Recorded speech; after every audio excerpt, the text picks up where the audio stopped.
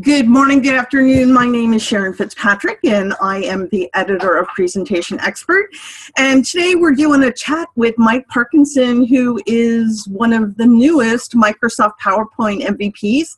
Congratulations, Mike. We're very proud of you and very excited to see that Microsoft finally knows what we know, that you're awesome.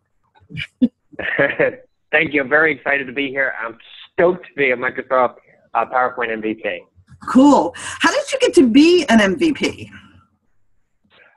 In my case, and I don't think it's for everybody, I was nominated and then I filled out a questionnaire, which I think took me about 8 hours. Very, very detailed. I filled out an 8-hour questionnaire where I talked about some of the contributions that I've made to communities for Microsoft PowerPoint. That's kind of the criteria. You have to make outstanding, that's the quote, outstanding contributions. And I was doing it through talent development or training, workshops, articles, etc., helping people kick butt and take names using PowerPoint. So what is a Microsoft PowerPoint MVP? It's essentially someone who has demonstrated, it's an annual award actually. So every year you get, you re-up to see if you're continuing your contributions. But it's for outstanding contributions to communities in a particular Microsoft tool. So if you're contributing value, pushing the industry, pushing the envelope, helping people kick butt and take names, they consider you. And then ultimately, I'm guessing, like a secret society votes on whether you get in or not. So you have a secret handshake? No secret handshake that I'm aware of. I know there's an MVP summit every year, and I hopefully will get to make it this year. But right now, my speaking and my training schedule, it looks like I might have to skip out, which makes me very, very sad. And then I won't know the secret handshake. Well, I'm sure they'll tell you at Presentation Summit. So what are the benefits of being an MVP? Well, number one by far is that I have the undivided attention of Microsoft PowerPoint developers. So I can literally affect change or the course or the path of future versions of Microsoft PowerPoint and making sure that the tool is as user-friendly as possible, gives people the tools that they want from a casual user all the way up to an expert user. Do I have access to the tools that I need? Do they work the way I want them to work on both operating systems? So that's a big deal. What does it mean to you to be an MVP? It's an honor. It's an honor to be an MVP. It's also a bit daunting in that I get to help more people, which is awesome. But it's also a bit daunting in that I'm not only representing myself now, but I'm also representing other MVPs and to a lesser extent, Microsoft itself. So I want to make sure that I'm always putting my best foot forward and representing the other people as well as I can. What's your area of specialty in PowerPoint? I know you have a couple, but I can guess. But yeah, I mean, of course, you know, I'm very well known for visual communication, graphic, specifically telling complex stories in a very an easy way to understand the call and adopt. And I'm also quite good at visual storytelling or telling a story so that it contextualizes even the most complex message. I mean, one example that I think of when I think of you with visual storytelling is the 5 silver bullets presentation, and the impact of silver bullets really does speak to, I think, one of your best presentations. So that's one of my favorites. Wow. So thank you very much. Yeah. You're welcome. So what are your favorite tools in PowerPoint? Well, number one is because of what I do is merge shapes. It's also called combine shapes in other versions of Microsoft PowerPoint, depending upon your operating system. But essentially what it is you can take a circle and a square and subtract the circle from the square. So you can, using these what's called Boolean functions, you can create just about anything you can imagine. So if I want to create a key or a lock or a house or a conveyor belt, I just start combining shapes and subtracting shapes until I have the really cool looking graphics that I love so much. Also, there's a tool called Selection Pane on the Windows operating system, which is like it's like layers for Photoshop, where in a PowerPoint presentation there are different layers. Visual elements are on top of one another, and sometimes it's hard to grab that layer way down here. So the Selection Pane allows you to get to that piece It's also called Reorder Objects on the Mac operating system. So it allows you to reach in and grab that piece and move it around where you want to move it around. And themes rock. I love themes. Themes, when done right, can make our lives so much easier and make sure that our presentations are very consistent.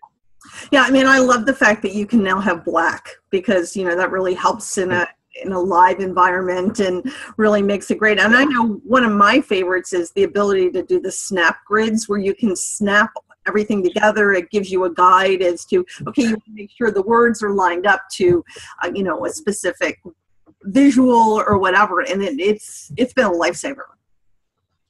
Me too. I love it. I agree completely.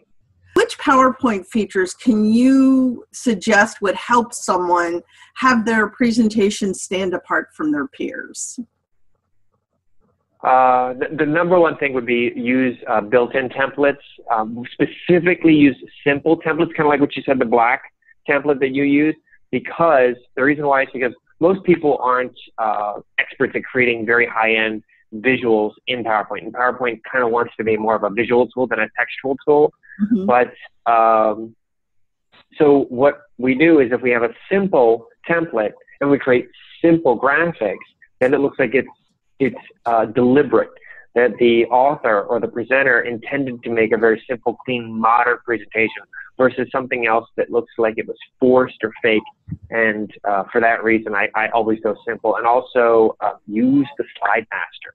The Slide Master ensures consistency, and consistency breeds trust in our presentations. If it's consistent throughout, it looks like it hasn't been Frankenstein together, that everything seems like it has a purpose, it was deliberate, it's ordered, and that's a good thing for just about, I think every presenter wants to be trusted. That's a good thing. Use animation sparingly too. Avoid, or I should say, animation rocks. Just avoid what I call dancing baloney, like spinning globes. What's the point? If it helps contextualize your story, use it. If it doesn't, do not use it. Great. Any other tips you want to share you can think of? Well, you know, some of the things that I really like because PowerPoint's a tool, and the tool by itself does not create great presentations. It's knowing how to use the tool. My job is to share best practices. One of the number one thing you can possibly know for creating a PowerPoint presentation is to know exactly, and when I say exactly, I mean exactly what we want the audience to do after they see the presentation. Is it download a white paper? Is it go to our website? Is it sign a contract? I need to know. And then everything that we put in front of them and say and do should be getting the audience one step closer to what you want them to do after they've seen the presentation. One of the best ways to do that is through telling stories, even if it's a micro story. One of the tricks I like to use is using the slide sorter as a storyboard, much like Hollywood uses storyboards to create their movies and their animations and stuff. It's a very cool, easy way to help you walk through a 10,000-foot view of your story that you're about ready to tell. Few other things are keep it simple, Sally. It makes life easier. I don't want a person who's not proficient in the software spending hours and hours trying to get a graphic just right, when come to find out, ultimately, it wasn't a very compelling graphic, which I see happen. It's a time suck. It really pulls us in, and if it doesn't help us communicate our message, if it doesn't increase understanding, recollection, and adoption, then I really don't want it in there. So I don't want to put unnecessary graphic embellishment. And then, well, I could go on. I'm not going to bore you to tears. No, you're never boring me to tears. I mean, I think visual storytelling is really the trend we're seeing this year. I mean, everybody's talking about it. Can you give us an example of how you use PowerPoint to tell a story, a real simple story? What features did you use and why? Yes, I was recently asked to contribute something to Presentation Guild. If you haven't heard of Presentation Guild, do check it out. It's a collection of Microsoft MVPs and industry thought leaders who got together to form a website or a resource for people to learn best practices about presentations. But they asked me to create a video. I think it's called a video snack. It's about 3 minutes long. And one of the tips I gave was that content isn't king. contrast is king. And so I told the story of walking into your living room, and I showed a picture of a living room. And I said, when we walk into a living room, this is familiar, so we feel safe. When something is out of the ordinary, perhaps a table is turned over, or there's a lion in the corner, then all of a sudden our brain pays attention to that. That's how we're hardwired. So in the picture, I showed our living room, and then all of a sudden I had a lion appear to show that immediately our eye goes to something that is different. Why? Because things that are different can hurt us. So I used a visual, I told a visual story and supported it with, I told a story and supported it with the visuals as well. Very simple, just 2 pictures. So I know we're all just getting used to Zoom. It just came out last week. So have you had a chance to look at it, and what do you think? I have not had a chance to use it. However, I've seen it used in videos, other people using it and demonstrating it, and it's amazing. Here's why.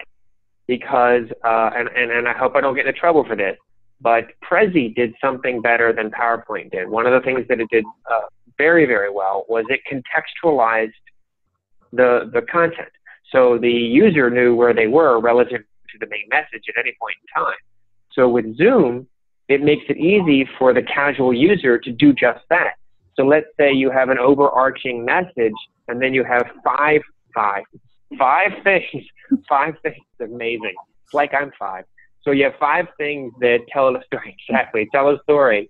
And so you can say, all right, now here's the big picture, and it's the overall picture. And now let's zoom into number 1, and then we zoom into number 1, and then we're done, and then we zoom back out, and then let's talk about number 2, and then we zoom in. And then so it allows the the audience to ground themselves back to the original message, so they see how all the pieces fit together. Because our job is to not make things very difficult to understand, it's to connect the dots for the audience, to make it easy for them. Yeah, I think another thing I liked when I looked at it, because I did a quick article about it last week, was like you can start to think of things in sections. And so it helps you build, I call them pauses in your story. So it connects all the dots. And, you know, that's something I think is really interesting. So I started playing with it. I'm looking forward to playing more with it. What do you think is the future of PowerPoint? Well, the PowerPoint, the transition from the previous version of PowerPoint to the 2016 versions, Office 365, etc., was an evolutionary leap forward, giant leap. Now the user interfaces are consistent between operating systems. I know where to go to find things. They both do the same things. The functionality is easier and more intuitive, and it gives the end user, me, more tools. Like I feel like for the casual user, it isn't intimidating, and for the expert user, it opens up a spectrum of options that allow me to push the software to its limits and do things that people had never seen before. I've even seen people make animations, you know, traditional animations in PowerPoint with the new features where they can animate along a path and so forth. Very, very, very cool. So the future, it went from the PowerPoint was getting better and better, then it hockey sticked up with the latest version, and I anticipate them continuing on that path, in that steep trajectory, because they're involving the casual user and the expert user and asking them, how do you use a tool? What do you want to see it do? And when isn't it working? And what's we're doing well? What should we have? That's going to keep them going in the right direction, in my opinion. Bright people too. Yeah, I think it's been a lot of fun to see the evolution the last, you know, three and a half years that I've been kind of involved in the presentation space. And it's just so amazing because I'm also a user. I'm not just editor of Presentation Expert, but I use it for clients. And I'm always amazed at how to push the power. And then I think it's really about pushing the experience for the person that's going to perceive or see the presentation, because you want that interactivity and that engagement. A lot of what we push for on webinars, hopefully we'll start to be able to push a lot more with actual live PowerPoints. Absolutely. There's no doubt in my mind. So what does it mean to be a PowerPoint MVP? Number one, you know, it is a big honor, because I knew a fair amount about it. I felt like I know 50% of what there is to learn about being an MVP, a Microsoft MVP. And then the more I learned, the more I was humbled by the fact that I became one. I think, if I'm not mistaken, I believe there's, I want to say 14 or 15 PowerPoint MVPs in the United States, and I want to say 24 to 36 in the world. So that just by itself is humbling. Additionally, I want to make sure that that I take advantage of it, that I learn as much as I can, and that I improve or contribute to the improvement and growth of the tool and awareness and best practices that are out there. So it means a whole lot. It really does. Well, it's well deserved. I'm glad they finally got smart and did it. Our audience has known that you've been an MVP all along. So thank you so much for everything you do. And we want to thank you for sharing your day with us. And we'll talk to you soon. Absolutely. Thank you, Sharyn. Bye-bye. Bye, Mike.